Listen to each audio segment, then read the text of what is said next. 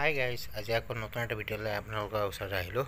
দৰাচলতে আহিলোঁ এইকাৰণে যোৱা সোমবাৰে যিটো বৰষুণ দিছিলে আৰু সমগ্ৰ গুৱাহাটীত যিটো কৃত্ৰিম বানপানী হৈছিলে সেই বানপানী ভুক্তভোগী মই নিজেও।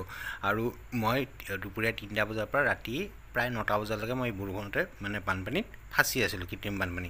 আৰু এই ফচি থকা কি হ'ল, শেষ মুহূৰ্তত মোৰ স্কুটিখন পানীত ডুবি পেলাই মোৰ স্কুটিৰ ভিতৰত পানী সোমাই গ'ল আৰু স্কুটি ষ্টাৰ্ট নহ'ল। তো সেইকাৰণে আজি মই মোৰ চিংদাৰ গেৰাজত মই লৈ আহিছিলোঁ স্কুটিখন। তো দেখাবৰ কাৰণে তো এতিয়া মোৰ স্কুটিখন খুলিছে তেওঁলোকে। আৰু ইয়াৰ আগতে মই দেখাইছিলোঁ যে ইয়াতে শাৰী শাৰী বাইক চবৰ বাইক স্কুটিত পানী সোমাইছে, কৃত্ৰিম বানপানীৰ ফলত পানী সোমাইছে। তো তেওঁলোকে ঠিক কৰিব আহিছে আৰু মোটামুটি প্ৰায় 30-40খনমান বাইক স্কুটি তেওঁলোকে এতিয়াও আছে ঠিক কৰিবলৈ। মোৰখনে মোৰ চাইলেঞ্চাৰৰ পৰা পানী ওলাই আছে আমাৰ মেকানিক দাদাই। চাওক কিমান পানী ওলাইছে। আৰু ইয়াতকৈ আৰু পানীটো মই ওলাইছিলোঁ বাৰু।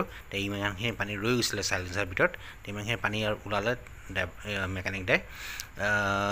চাওক কেনেকৈ পানী ওলাই আছে। তো সেনেকৈ প্ৰায় চবৰে চাইলেঞ্চাৰত হয়তো পানী সোমাইছিলে কৃত্ৰিম বানপানীৰ সময়ত। তো এইটো চাওক কেনেকৈ মোৰ পানী চাইলেঞ্চাৰৰ পৰা ওলাই আছে। এতিয়া মোৰ যে যিখিনি ধৰক লছ হ'ল, কালিও দিনটোত মই ঘৰতে থাকিব লগা হ'লোঁ, গোটেই দিনটো স্কুটিখন ষ্টাৰ্ট নহ'ল। এই স্কুটিখন খুলিছে, এতিয়া স্কুটিখন ভিতৰতো খুলি পেলাই ইঞ্জিনৰ পৰাও পানী ওলাব দেখাম মই আপোনালোকক। তাৰপিছত ফাইনেলি বহুত কষ্ট বহুতখিনি সময় যোৱাৰ পিছত আল্টিমেটলি মোৰ স্কুটিখন ষ্টাৰ্ট হৈছে আৰু ওলাই পেলাই স্কুটি ষ্টাৰ্ট হৈছে। যেতিয়া স্কুটিখন ষ্টাৰ্ট হ'ল তেতিয়া মোৰ মনটো বহুত ভাল লাগিলে। আৰু পইচাটো কৈছে বাৰু, সেইখিনি লছ কৰিলে